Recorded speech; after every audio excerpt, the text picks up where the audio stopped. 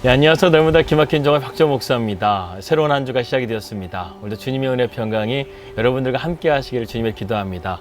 뉴질랜드는 오늘 좀 날씨가 화창하고요. 그리고 바람이 좀 많이 부는 날씨입니다. 존 맥스웰이라고 리더십에 관련한 아주 권위자가 있죠. 그 사람이 실패를 딛고 전진하라라는 책을 썼습니다. 이 책에서 맥스웰은 계획 수립을 위한 귀중한 조언을 하나 해주고 있는데요. 내용인즉슨 이렇습니다. 긍정적인 감정이 이 당신을 앞으로 이끌어갈 때까지 기다리지 말고 그러한 감정을 느낄 수 있도록 먼저 우리가 행동하라는 것이죠. 중요한 것은 행동하라는 것입니다. 생각이 우리를 이끌어가지 못할 때는 먼저 행동하는 것이 더 중요하다는 것이죠. 우리가 하고 싶은 일이 생길 때 그것이 항상 우리의 뜻대로 되진 않죠. 그리고 또 우리의 몸이 쉽게 움직여지지가 않습니다. 그럴 때 우리는 좌지우지하지 말고 흔들리지 말고 먼저 행동을 하라는 것이죠. 지금 내 마음의 상태를 한번 솔직하게 점검해 보십시오. 이 부정적인 생각과 감정들로 인해서 어떠한 일을 돌파해 나가지 못하고 있다고 한다면 그럴 때 제일 먼저 중요한 것은 행동을 먼저 하는 것이 도움이 된다는 것입니다. 그럴 때 우리는 문제를 돌파해 나갈 수 있다는 것이죠. 오늘 본문을 보게 되면 이 베드로의 믿음에 대해서 주님이 말씀하시는 내용을 다루고 있습니다. 놀라운 것은 주님은 우리의 믿음이 크거나 작은 것을 보실 수 있는 분이라는 것이죠. 여러분 어떻습니까? 여러분은 어떠십니까? 주님께서 여러분들을 보실 때 여러분들의 믿음은 크십니까? 작으십니까? 오늘 우리의 믿음을 한번 점검해 봄을 통해서 우리의 믿음이 더욱더 성장하고 큰 믿음이 되시기를 주님의 이름으로 기도합니다. 오늘 본문을 보게 되면 우리는 믿음으로 도전하는 베드로의 모습을 보게 됩니다. 내용을 보게 되면 제자들이 배를 타고 이 풍랑이 있는 갈릴리 바다를 힘겹게 이렇게 지나가고 있어요. 그러자 예수님께서는 제자들을 보시고 무리를 걸어오셨습니다. 그 모습을 본 베드로는 자신도 무리를 걷고 싶었어요. 그래서 베드로는 믿음의 모험을 시도하게 됩니다. 그러나 아쉽게도 베드로는 얼마 동안 무리를 걷다가요, 그만 이 풍랑이 오는 것을 보고 우리가 잘 알다시피 이 물속에 빠지게 됩니다. 그러면서 주님께서는 이 베드로에게 왜 이렇게 믿음이 적었느냐 하면서 이렇게 말씀하시는 것이 오늘 본문의 내용이죠. 베드로의 믿음의 도전은 절반은 성공했고 절반은 실패를 했습니다. 왜 실패했을까요? 우리는 오늘 베드로의 믿음을 보면서 함께 우리의 믿음을 점검해보고 우리가 어떻게 하면 성공하는 믿음이 될 수 있는가, 이것을 함께 생각해 보려고 합니다. 첫 번째로는요, 나의 믿음의 수준이 어느 정도인지를 우리는 알아야 된다는 거예요. 저와 여러분의 믿음은 정말 어느 정도일까요? 생각해 보신 적이 있습니까? 이 베드로는 무리를 걸어오시는 예수님을 이렇게 말하죠. 주여, 만약 주시어든 나를 명하사 무리로 오라 하소서, 이렇게 말하고 있습니다.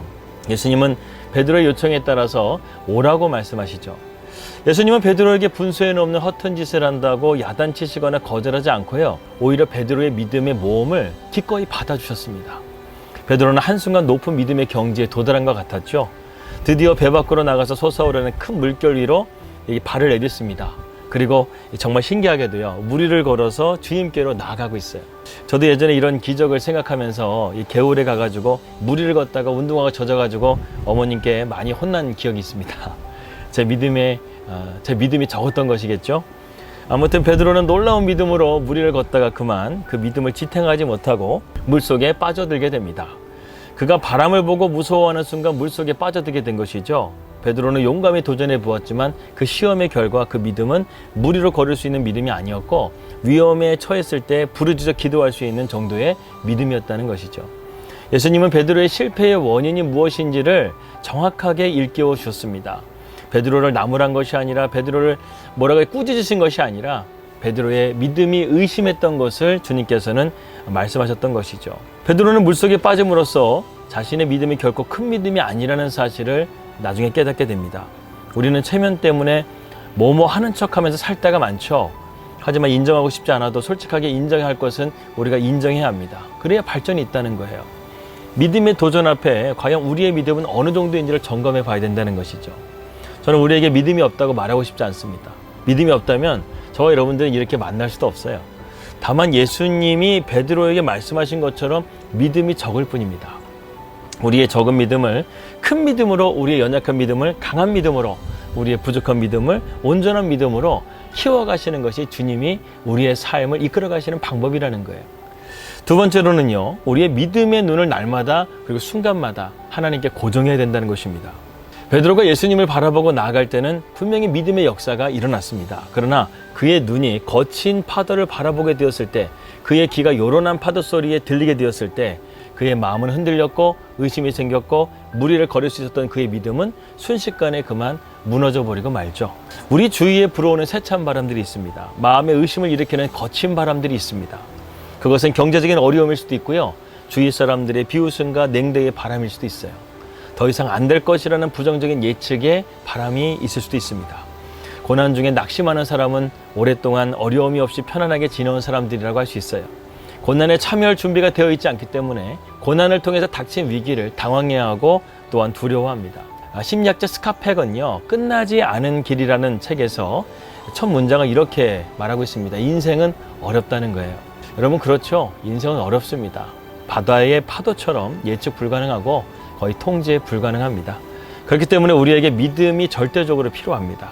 히브리서 기자는 믿음의 주여 온전케 하시는 예수를 우리가 바라보라고 말씀하고 있습니다.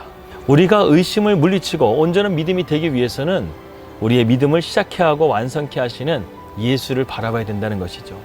그래야 할 때 의심이 우리의 바람이 불어와도 아랑곳하지 않고 절망의 파도나 실패의 파도나 좌절의 파도가 온다 할지라도 우리는 그것을 딛고 전진할 수가 있다는 것입니다. 마지막 세 번째는요, 하나님께 대한 절대적인 믿음을 가져야 됩니다. 예수님은 물에 빠진 베드로를 건져주시면서요, 너는 왜 허황된 생각을 했느냐, 이제 너의 한계를 알겠느냐, 이것을 꾸짖으신 것이 아니었어요. 오히려 믿음이 적은 자여 왜 의심했느냐, 주님은 안타까워했다는 것입니다. 사람들은 베드로의 행동이 합리적이지 못했고 돈키호테 같은 돌발적인 행동을 했다, 이렇게 생각하기 쉬운데요, 그러나 예수님은 그렇게 생각하지 않으셨어요. 예수님의 반응을 보면 압니다. 예수님께서의 반응은 이거예요. 너가 더 큰 믿음을 가지고 있었다고 한다면, 너가 의심하지 않았다고 한다면 정말 놀라운 역사를 너가 보게 되었을 텐데, 이렇게 말씀하고 있다는 것이죠. 그렇습니다. 예수님께서는 우리에게요, 믿음을 원하시되 하나님을 온전하게 신뢰하는 절대적인 믿음을 갖기를 원하십니다. 텔레비전을 통해서 우리가 세계적인 서커스 공연을 보게 되면 반드시 한 번 정도는 나오는 공연이 있어요. 이 고리에 불을 붙여가지고 동물들이 그 사이를 지나가게 하는 그러한 서커스 공연을 여러분들 한두 번 정도는 보셨을 것입니다. 대개의 동물들은요, 원래 불길을 싫어한다고 합니다. 털이 긴 동물일수록 거의 본능적으로 불을 두려워한다고 합니다. 그렇다면 이 동물이 그 본능을 거슬러 가면서 불이 불을 고리 속으로 뛰어들게 하는 힘은 무엇일까요? 그 동물이 그 불의 고리를 뛰어든 이후에 받게 되는 보상일까요? 아니면 뛰지 않을 수 없는 혹독한 훈련 때문에 그런 것일까요? 그것이 아니라는 것이죠. 바로 이 동물이 그 불의 고리를 뛰어들 수 있었던 비밀은 바로 이 조련사와의 믿음이라는 것입니다. 동물에게는 여태껏 이 조련사가 훈련시키는 대로 목숨이 위험하거나 손해를 당한 적이 없었다는 이 사실을 동물은 감지하는 거예요. 동물적인 본능이 있잖아요. 그것을 감지함을 통해서 내가 이 불을 지나가다 할지라도 저 주인이 나를 지켜줄 거라는 그 믿음 때문에 그 불길로 뛰어들 수가 있다는 것입니다. 즉 신뢰의 관계가 이 동물로 하여금 뛰어들게 한다는 것이죠. 여러분, 정말 놀랍지 않습니까? 이 동물들도 이 주인을 믿고 이렇게 불길 속으로 뛰어드는데, 하나님의 은혜를 받고 하나님의 사랑받는 자녀인 우리를 주님께서 가만히 내버려 두시겠습니까? 우리가 불길 속에 들어간다 할지라도 사드락과 메삭과 아벳느고처럼 불길 속에서도 주님 지켜주시는 분이 하나님이시고, 우리가 주님을 믿고 의지하는 가운데서 사자굴에 들어간다 할지라도 다니엘처럼 건져주시는 분이 우리 하나님이시라는 것이죠. 여러분, 이것이 바로 절대적인 믿음입니다. 절대적인 믿음만이 기적을 만들어낸다는 것이죠. 우리는 오늘 말씀을 통해서 믿음의 힘이 어디서부터 작동되는지를 오늘 살펴보았습니다. 바로 절대적인 그 믿음, 그 믿음을 가질 때 하나님은 우리에게 믿음의 역사를 허락하여 주십니다. 여러분, 아버지가 어린 자녀를 하늘을 향해 높이 던지고 받기를 반복하는 그런 모습을 우리가 볼 때가 있죠. 아이는 무서워하기는커녕 오히려 까르르 웃으면서 행복해합니다. 아버지가 받아줄 것을 확실하게 믿기 때문이죠. 가끔가다 제가 윤설이랑 수영장을 가게 되면 윤설이가 깊은 데 물을 못 들어가요. 그런데요, 아빠랑 같이 가게 되면요, 걔가 그 깊은 곳인데도 불구하고 아빠를 믿고 그 깊은 곳까지 물에 들어간다는 것입니다. 이처럼 아버지를 믿는 신뢰의 관계가 이처럼 두려움을 뚫고 나의 한계를 뛰어넘는, 불가능을 뛰어넘는, 불가능에 가능케 되는 놀라운 역사를 만들어낸다는 것이죠. 여러분, 천지 만물을 창조하신 하나님이 우리의 아버지가 되십니다. 그 아버지를 우리가 온전하게 신뢰함을 통해서 저 여러분들의 삶이 절대적인 믿음을 통해 하나님의 놀라우신 믿음의 역사를 볼 수 있는 그런 우리 사랑하는 날마다 기막힌 정원 식구들 되시기를 주님의 이름으로 기도합니다. 기도하겠습니다. 하나님 아버지, 감사합니다. 오늘도 우리의 말씀을 통해 우리의 믿음이 절대적인 믿음으로 세워져 갈 수 있도록 인도해 주시옵소서. 세상에 흔들리는 여러 가지 그런 풍랑들을 보면서도 우리는 흔들리지 않게 해주시고 오늘도 견고하게 반석에 세워지는 믿음이 될 수 있도록 인도하여 주시옵소서. 예수님의 이름으로 기도하였습니다. 아멘. 오늘도 복된 하루 되시고요. 저는 내일 뵙도록 하겠습니다. 우리 믿음으로 승리합시다. 할렐루야.